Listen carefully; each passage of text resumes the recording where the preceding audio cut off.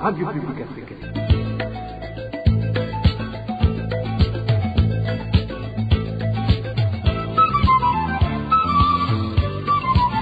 Radio Publique Africaine.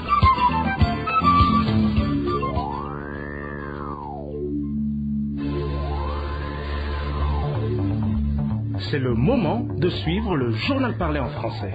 À la présentation, Onésime Douchimakité. Merci d'écouter la RPA. Nous sommes le samedi 8 juillet 2023. Bienvenue à ce rendez-vous d'information dont voici le sommaire. Surnombre de détenus dans le cachot de la commune de Kanyosha en mairie de Bujumbura. Seuls les policiers en poste à cette zone en profitent. Au sommaire également, le manque du courant électrique est devenu un casse-tête en commune Rugombo de la province de Cibitoke, au point que même différentes activités ont été suspendues. Le mini-magazine au cœur de la société d'aujourd'hui se focalise sur la récente décision prise par le ministre de l'Intérieur, selon laquelle aucun enfant de père inconnu ne sera plus enregistré à l'état civil. Voilà pour le sommaire.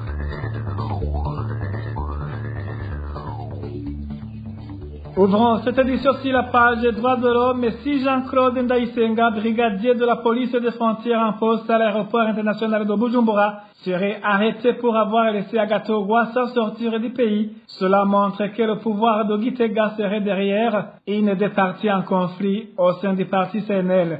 S'interroge Pacifique Nahazwe, président du FOCODE.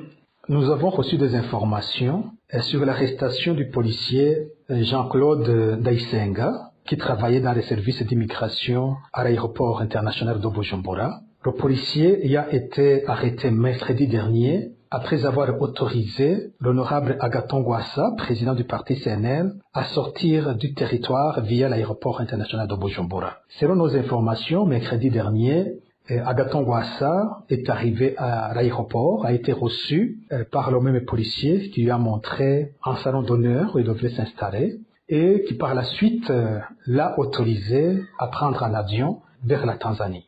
Dans la soirée du même mercredi, le policier Jean-Claude Ndaïsenga a été arrêté par le responsable du service national de renseignement à mairie de Bujumbura, Eliphaz Niyongabo. Et selon les sources à l'aéroport international de Bujumbura, le policier Ndaïsenga serait interrogé sur le seul même fait d'avoir autorisé la sortie du territoire de l'honorable Agathon Rwasa. Ceci pose plusieurs questions. D'abord, c'est une question de contexte. Ceci arrive à un moment où il y a un conflit de leadership au sein du parti CNL, à un moment où il y a quelques jours, le ministre de l'Intérieur a interdit sur tous les territoires du Burundi toutes les activités du parti CNL. On s'interroge si, par ces gestes, le pouvoir n'est pas en train de montrer qu'il est derrière ce conflit et qu'il est derrière une des parties au conflit. Selon toujours Pacifique Nahazwe, l'arrestation du policier Jean-Claude Ndaïsenga pourrait signifier que le pouvoir avait l'intention de faire peur à Agathon Rwasa pour qu'il ne retourne pas au Burundi. Suivez encore une fois Pacifique Nahazwe. L'arrestation du policier Jean-Claude Ndaïsenga pourrait avoir deux significations. L'une, ce serait que le pouvoir n'avait pas besoin qu'Agathon Rwasa sorte du territoire pour communiquer avec des acteurs extérieurs qui pourraient influencer la résolution de ce conflit au sein du parti, notamment en mettant de la pression sur les autorités burundaises. Deuxièmement, cela pourrait signifier que le pouvoir avait l'intention de faire peur à Agathon Rwasa pour qu'il ne retourne pas au Burundi. Avec ces informations de l'arrestation d'un policier qu'il a autorisé à sortir, Agathon Rwasa pouvait avoir peur qu'en retournant au Burundi, il allait se faire arrêter lui aussi. Il est retourné hier, il n'a pas été arrêté. Alors, on continue à s'interroger, mais pourquoi le policier reste en prison pour avoir laissé Agathon Rwasa à sortir du territoire, alors qu'au retour, Agathon Rwasa n'a pas été arrêté, ce qui signifie qu'il n'y avait pas de mandat d'arrêt d'Agathon Rwasa. Donc ça, il reste encore en flou. C'est pourquoi nous invitons les autorités burundaises à communiquer rapidement sur cette affaire pour mettre fin aux rumeurs ou peut-être à de fausses informations qui circulent. Il faut que le gouvernement précise l'objet de l'arrestation du policier Jean-Claude Ndaïsenga. Après tout, les autorités ne sont pas autorisées à arrêter des citoyens sans motif légal valable. Ce serait une arrestation abusive, arbitraire, Il est très important que toute la lumière soit faite et que l'opinion publique soit clairement informée sur l'objet de cette arrestation du policier Jean-Claude Ndaisenga. Toujours en page des droits de l'homme et sur nombre de détenus dans le cachot de la commune Kanyosha, en mairie de Bujumbura. Les détenus sont incarcérés dans des conditions jugées inhumaines.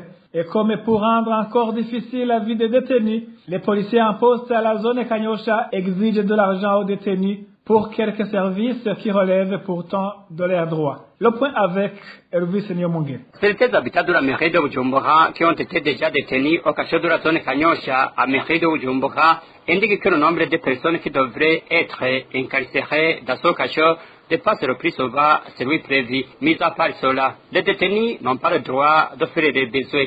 Ils ne reçoivent la permission d'aller dans les toilettes que 2 fois par jour, au début et à la fin de la journée. Notre source parmi les personnes qui ont eu à séjourner dans ce cachot fait savoir que le détenu qui glisse des 1000 francs à un policier de garde peut avoir le privilège de sortir pour ses besoins. On sortait le matin à 19h. Parmi les problèmes que j'ai vus, c'est par exemple qu'on utilisait des pots et des sachets pour se soulager.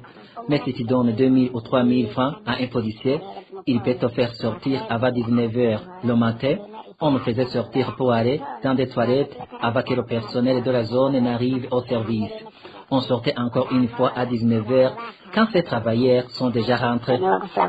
Difficile de dormir dans ce cachot, selon nos sources, la majorité des détenus passent la nuit en position debout, ce qui les cause des maladies. Pour un nombre de 60 personnes, vous atteignez les uns essaient de s'allonger par terre et les autres restent debout. Quand ceux qui sont debout sont fatigués, ceux qui sont assis se mettent à leur tour debout pour laisser s'allonger ceux qui étaient debout. Les conditions de détention ne sont pas respectées à Kanyosha.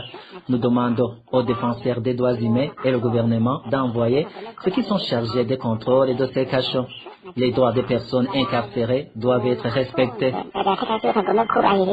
Ces gens victimes de ces souffrances demandent à la Commission nationale indépendante des droits de l'homme, CNDH, de déplorer que le nombre de personnes détenues dans des cachots ne dépasse pas celui qui est prévu et que cette détention illégale cesse. À ce propos, la rédaction de la RPA n'a pas pu joindre Jimmy Hatungimana, maire de la ville de Bujumbura. Merci à toi, Elvis Nyomungé. Après une petite transition, nous parlons économie. RPA. Élaborer un nouveau contrat qui respecte le principe gagnant-gagnant entre la société Global Smart Technology et le gouvernement du Burundi est l'une des exigences du Conseil des ministres du 5 juillet 2023 aux ministres ayant le transport et les finances dans leurs attributions. Prosper Ntagwamiye ajoute que le Conseil des ministres a levé la mesure de gérer les comptes de l'OTRACO pour que cette dernière puisse continuer à travailler. Suivez plutôt Prosper Ntagwamiye, porte-parole du gouvernement. Il a été demandé au ministère ayant le transport et les finances dans leurs attributions de procéder à une évaluation des apports de chaque partie dans le projet, de déterminer proportionnellement la part de chacun et d'élaborer un nouveau contrat qui respecte le principe gagnant-gagnant. Ce projet est proposé à la suite du rapport de la commission qui a été mise en place pour valoriser les apports des partenaires et où il a été constaté que la société Global Smart Technology Burundi a surévalué les équipements ainsi que le logiciel. Après évaluation, les valeurs issues de l'expertise montrent que la part de Global Smart Technology Burundi est de 21,3% et que celle de l'État représente 78,7% et la durée du projet est de 3 ans et moins. Il est suggéré aussi la levée de la mesure de gel du compte sur lequel sont déposées les recettes provenant de l'activité de contrôle technique pour permettre que les activités de l'OTRACO reprennent normalement. Après analyse de ce dossier, l'option qui fixe la nouvelle répartition des parts, c'est-à-dire 21,3% pour Global Smart Technology Burundi et 78,7% pour l'État du Burundi, a été approuvée, ainsi que la levée de la mesure de gel du compte sur lequel sont déposées les recettes provenant de l'activité de contrôle technique.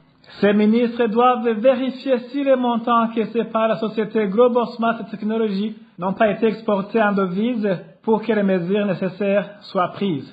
Encore une fois, Prosper Ntagwamiye. Il a en outre été recommandé de faire référence au rapport d'expertise dans les visas, donner un caractère rétroactif à cette ordonnance, comptant à partir du jour du gel des comptes, c'est-à-dire le 29 juin 2021. S'assurer que les engagements de Global Smart Technology Burundi ont été respectés en ce qui concerne la formation du personnel de l'OTRACO et que ce personnel pourra être capable de manipuler le logiciel après l'expiration du contrat et bien définir les limites des droits de propriété de Global Smart Technology Burundi sur ce logiciel après le contrat. Vérifier les montants encaissés par cette société et s'ils n'ont pas été exportés en devises et prendre les mesures conséquentes. Toujours au chapitre économie, il n'y a plus à cacher. Le Burundi fait face à de sérieux problèmes économiques. C'est du moins les déclarations de Faustin Ndikumana, président de l'association Parole et Action pour le réveil des consciences et l'évolution des mentalités par ses sigles. Faustin Ndikumana trouve que les dettes du pays, aussi bien intérieures qu'extérieures, constituent un fardeau très lourd. Écoutez plutôt Faustin Ndikumana, président de la PARSEM. Nous avons organisé cet atelier pour réveiller la conscience citoyenne en général et la conscience des dirigeants en particulier par rapport à la situation économique actuelle, surtout la stratégie de financement budgétaire. On veut atteindre une vision 2045, Burundi émergent, Burundi développé en 2060. Mais il faut passer au crible, sans complaisance, sans fouiller sur les vraies réalités de l'économie burundaise, c'est-à-dire les indicateurs macroéconomiques. Nous avons organisé cet atelier de réflexion. Vous devez constater l'explosion de la dette publique. 4 000 milliards dette intérieure, 1 300 milliards dette extérieure. 5 300 milliards, avec une capacité de mobilisation fiscale de 1 700 milliards. Vous comprenez? Avec une prétention de mobiliser l'aide à 900 milliards. Avec un déficit déjà annoncé de 700 milliards. C'est un problème. Également, Faustin Ndikumana trouve que le pays fait face à un manque criant de devises. Pour Faustin Ndikumana, alors que le pays devrait au moins avoir des réserves pour 3 mois, il arrive même que le Burundi se retrouve avec des réserves ne pouvant même pas couvrir ne serait-ce qu'un mois. Il faut prendre le taureau par les cornes pour sauver le pays, conseille Faustin Ndikumana. Le niveau des réserves de change a lamentablement chuté. Le minimum exigé par les standards internationaux, c'est 3 mois. On est à peu près 1 mois si on n'est pas en dessous des mois. Donc ce sont des difficultés économiques très évidentes qui invitent chacun à faire son introspection pour chercher des solutions idoines ensemble. On ne va se dérober. Le gouvernement n'a plus la responsabilité de vouloir. La situation réelle est difficile. La population doit en avoir conscience et concentrons-nous ensemble, réfléchissons ensemble pour trouver une solution, pour changer le comportement, la façon d'agir. Parce qu'on voit déjà que pour renflouer les caisses de l'État en devise, on ne peut pas y aller par 4 chemins. Il ne faut pas le voir, c'est directement là le renforcement du partenariat avec les bailleurs de fonds. On ne peut pas passer vraiment, c'est la réalité, il faut l'affronter. En dehors de ça, la situation, la précarité pour la disponibilité de devises sera toujours au rendez-vous. Il y aura toujours pignon sur rue. Il faut vraiment une grande réflexion pour inverser la tendance. Sinon, projetons 2040-2060, il faut d'abord réfléchir sur l'état des lieux, sans complaisance, sans fond fouillat, et attaquer le taureau par les cornes, la politique de l'Autriche abandonnée, pour chercher des solutions concrètes et idoines à cette situation. Mais nous invitons tout le peuple burundais, en général et les dirigeants en particulier, à faire preuve de responsabilité par rapport à cette situation. La PARSEM avait organisé au cours de la semaine dernière un atelier pour réveiller la conscience des Burundais sur ce danger qui guette le pays et qui nécessite une solution afin de réussir la vision 2040-2060 du président de la République.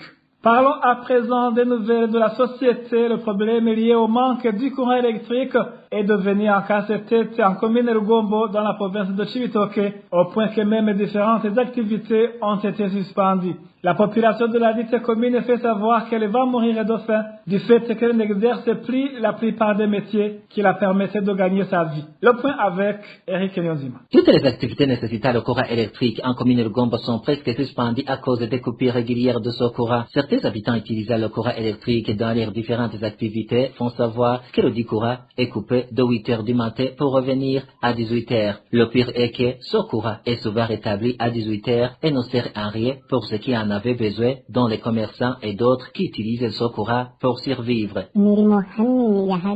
Les activités suspendues sont en grande partie celles réalisées grâce aux moulins à riz, moulins de manioc, les postes à souder, les coiffeurs et les autres. En effet, la vie est devenue compliquée pour toutes ces personnes. C'est une catastrophe vraiment. En plus, vous savez que le courant électrique est le plus utilisé surtout pendant la journée par la population. Alors, si le courant n'est disponible que le soir à 19 heures, à quoi va nous servir ce courant si beaucoup parmi nous ne l'utilisent que pendant la journée?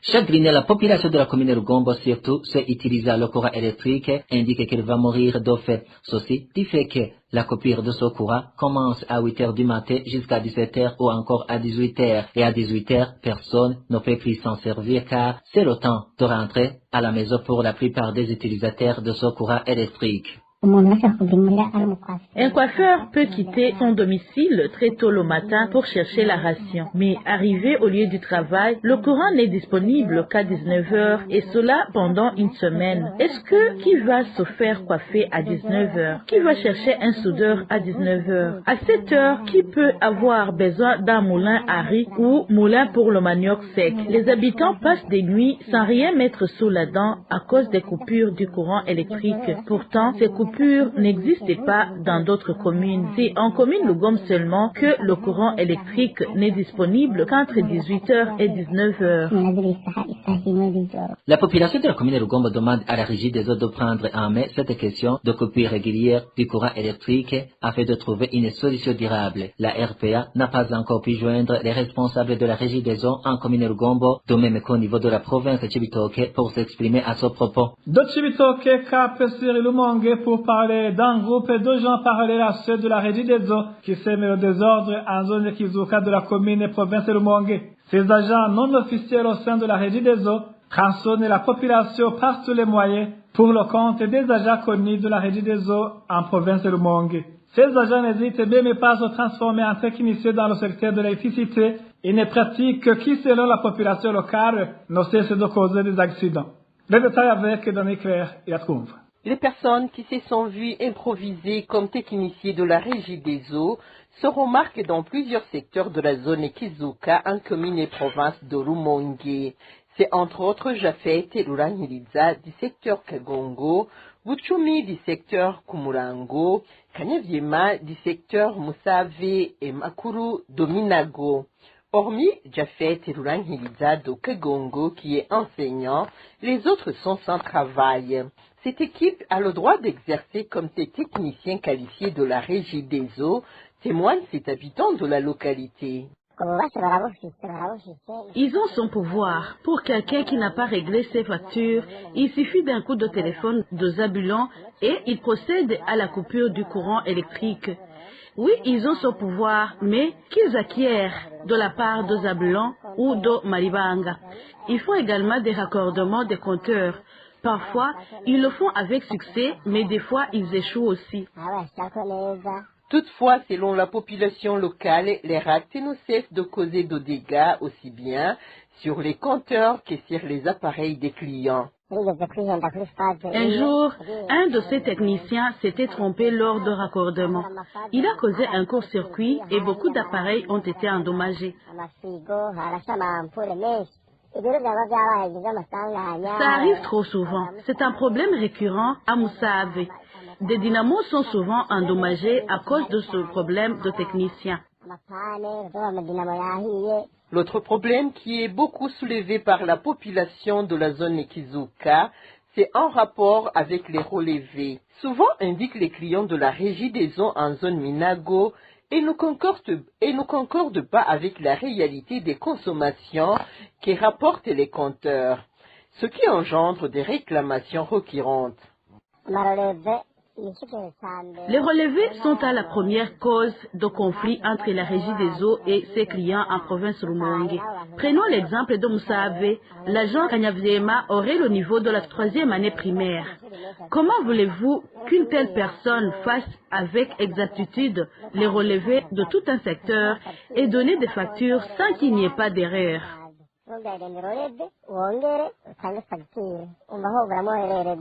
Selon les habitants de la zone Kizuka, ces agents non reconnus sont là uniquement pour soutirer de l'argent à la population. La rédaction de la RPA a pu joindre Zabulone Nzokizwanayo, chef d'antenne Régie des eaux à Rumonge, mais il s'est réservé à tout commentaire. Grogne chez les habitants de la zone Gihosha en commune Nahangwa de la mairie de Bujumbura suite à la persistance de la pénurie d'eau potable. Les citadins disent qu'ils peuvent passer 5 jours sans être alimentés en eau potable et craignent d'attraper d'un moment à l'autre des maladies des mensales. Reportage signé Marie-Ange Irakoze. Les habitants de la zone Gihosha, commune Nahangwa, à mairie de Bujumbura, disent que l'eau est revenue dans la nuit de ce vendredi, après 5 jours sans aucune goutte. Ces citadins disent qu'ils sillonnent différents quartiers à la recherche de l'eau potable, une situation difficile à gérer car nombreux ont des toilettes à l'intérieur de leur maison. Un des citoyens de la zone Gihosha témoigne. Le problème du manque d'eau est devenu un casse-tête. C'est pénible d'aller chercher de l'eau à Kinanira ou à Rohiro et ce n'est pas tout le monde qui peut trouver les moyens de pouvoir s'en acheter. Si on entre dans les toilettes, on sent une mauvaise odeur. Et là, on ne parlait pas des histoires de lessive. Si on parvient à avoir de l'eau utilisée pour au moins la cuisson, c'est de la chance. Le problème d'eau est devenu une habitude. Ces habitants indiquent que quelquefois l'eau peut couler dans les robinets tard la nuit et ne dure que peu de temps. On peut avoir l'eau lundi pour l'espérer encore une fois vendredi. Elle peut couler la nuit dans les robinets et les gens se bousculent pour la puiser car au petit matin les robinets sont déjà à sec. C'est au moment où les responsables de la Régie des eaux ont récemment annoncé que l'eau allait bientôt être abondante, expliquant qu'ils avaient eu des pompes et d'autres matériels divers. Mais jusqu'à présent, rien n'a été fait. Nous demandons aux autorités habilitées d'agir, puisque ça dépasse l'entendement. Ces habitants de la zone Gihosha craignent qu'ils puissent d'un moment à l'autre attraper des maladies des mains sales. À ce propos, la rédaction de la RPA a tenté de joindre les responsables de la Régie des eaux, mais sans succès. Merci à toi aussi Marie-Ange. Il a causé toujours à Bujumbura, la route nationale qui passe par le quartier Mutakura vers la province de Bubanza est impraticable à cause des nids de poules qui s'y trouvent. La population utilisant cette route indique que le gouvernement devrait au moins boucher ces nids de poules, car même les véhicules qui empruntent cette route tombent souvent en panne à cause de l'état de cette route. Le point avec Emile Nibasumba. La route Mutakura-Bubanza s'est détériorée davantage depuis qu'ils ont amené un tracteur pour la réhabiliter. Dès lors, la situation n'a fait qu'empirer, comme en témoigne cet habitant des environs. Ce tronçon Mutakura-Bubanza est vraiment très endommagé. Au fait, on a emmené un compacteur pour colmater les trous, mais l'on n'a pas obtenu le résultat escompté. Au moment où je vous parle, il n'est même plus possible de boucher les trous. La route est tellement délabrée. La seule solution possible est de goudronner tout le tronçon.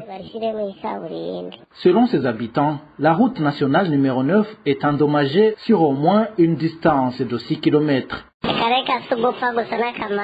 Au fait, c'est vraiment honteux. Aujourd'hui, on en vient à regretter d'avoir eu une route goudronnée car on envie ceux qui ont des routes en terre. Nos voitures en paient le prix car elles passent plus de temps dans des garages à cause des nids de poules qui ne cessent de s'agrandir. Si seulement on pouvait bitumer de façon simple avec du gravier, ça nous arrangerait beaucoup.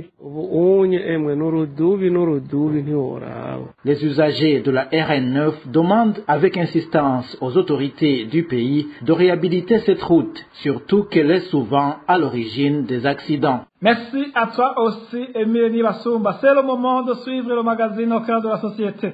Le mini magazine d'aujourd'hui se focalise sur la récente décision prise par le ministre de l'Intérieur, selon laquelle aucun enfant de père inconnu ne sera plus enregistré à l'état civil. Au cœur de la société vous est présenté par Bonfils Nyonge.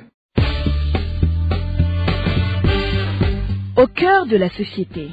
Au cœur de la société est une émission de tous les samedis, préparée en synergie par les radios Inzamba Agateka Kawe, Radio RPA Idouya Wanyagihugu, ainsi que la radio-télévision Renaissance.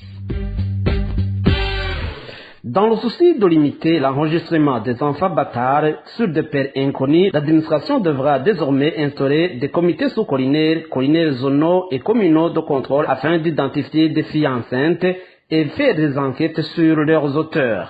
Annonce récemment faite par le ministre de l'Intérieur, et de prendre la décision qu'aucun enfant ne sera déclaré sous le statut de père inconnu. Que dit la loi par rapport à la déclaration de naissance? Cette décision aura-t-elle des inconvénients sur la vie de l'enfant et de sa maman? Les réponses à toutes ces questions, c'est dans ce mini-magazine au cœur de la société de ce samedi 8 juillet 2023. À la présentation, vous êtes avec Bonfils Nyongere. Bienvenue.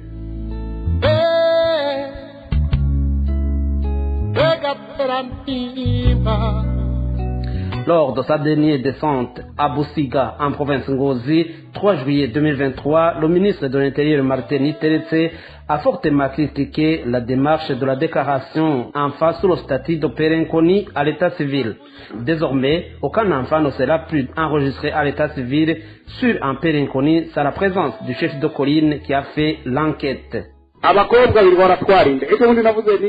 Les filles tombent enceintes tous les jours. Récemment, j'ai dit que je ne voulais plus entendre des filles ou des femmes qui ont fait enregistrer un enfant de père inconnu. Certains ont commencé à faire des critiques, arguant qu'ils ont fait des études de droit. Il y en a même qui m'ont envoyé des messages. Dites-moi, comment un enfant peut avoir un père inconnu? Je vais vous décrire la scène. Ça signifie que tu as couché avec tout passant, depuis le matin, toute la journée, demain et après-demain, et ça devient compliqué d'identifier parmi tous ces hommes-là celui qui t'a engrossé. C'est la seule explication.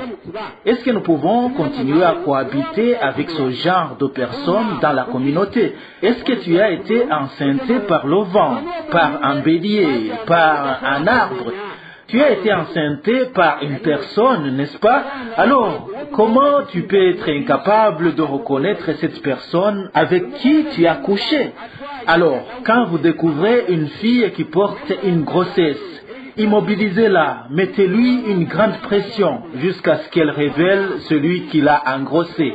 Pour une femme qui n'a pas de mari, faites la même chose. Elle devra révéler le nom de l'homme qui l'a enceinté.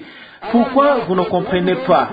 Quel sera l'avenir d'un enfant qui n'a pas de père? Comment va-t-il vivre?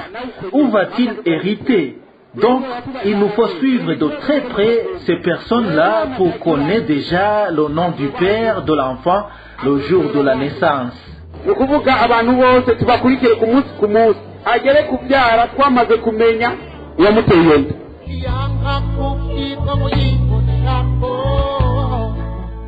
Le réseau des citoyens probes déplore cette mesure qu'il juge irréfléchie car elle viole la Constitution de la République du Burundi ainsi que d'autres lois internationales qui protègent l'enfant.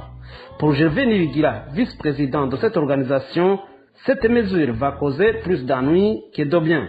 Il fallait d'abord mettre en avant le bien-être de l'enfant parce que ce soit la Constitution et les conventions et les traités que le Burundi a ratifiés, tout demande que le bien-être de l'enfant soit mis en avant pour prendre toutes mesures en rapport avec l'enfant. Et nous savons que cette mesure qui aura beaucoup de conséquences au niveau de la société, parce que ces enfants-là n'auront plus de droit à l'éducation, à la santé, et lorsqu'ils seront grands, ils n'auront pas le droit de se marier. Ces enfants-là seront comme des esclaves dans leur pays. Et c'est pourquoi nous demandons, surtout au président de la République, d'arrêter cette mesure, parce que nous espérons et nous pensons que le ministre n'a pas consulté le président de la République ou qu'il n'y a pas eu de conseil de ministres pour délibérer sur ce cas. Aussi, nous savons que ces enfants-là comme je vous disais, sont de plusieurs sortes. Il y a des enfants, leurs mères ont été violées lors de la conception. Est-ce que si les filles vont se plaindre en disant qu'ils ont été engoncés par certaines autorités, est-ce qu'ils vont comprendre? Est-ce que c'est une punition pour la fille ou pour l'enfant? Non, l'enfant n'y est pour rien, parce que l'enfant s'est trouvé dans cette situation. C'est pourquoi alors, dans toutes les mesures qu'il faut prendre, il faut voir comment l'enfant sera protégé, comment l'enfant aura ses droits dans l'immédiat mais aussi dans le futur. C'est pourquoi alors nous insistons et nous demandons aux autorités habilitées d'arrêter cette mesure, parce que cette mesure qui a aussi d'autres conséquences, parce qu'il va y avoir des tueries et les enfants dont les pères sont inconnus seront tués. Et pourquoi pas ces filles-là qui auraient mis au monde ces enfants.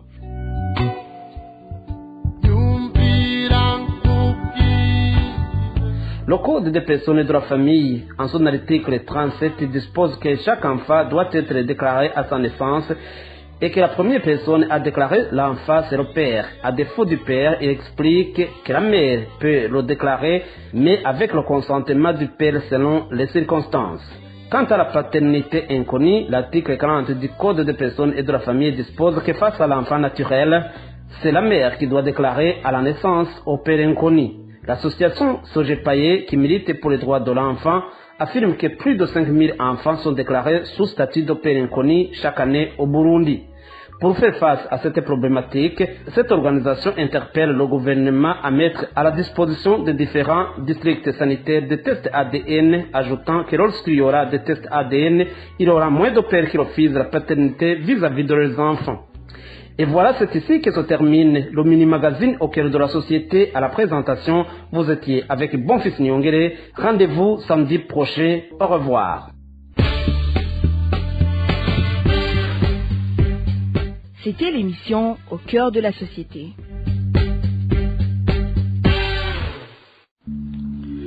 Merci à toi aussi, Bonfils Nyongere. Merci, mesdames et messieurs, d'avoir écouté. Ainsi s'achève cette édition. À la présentation, vous étiez avec Onésime Dushimagis. Bon week-end à tous.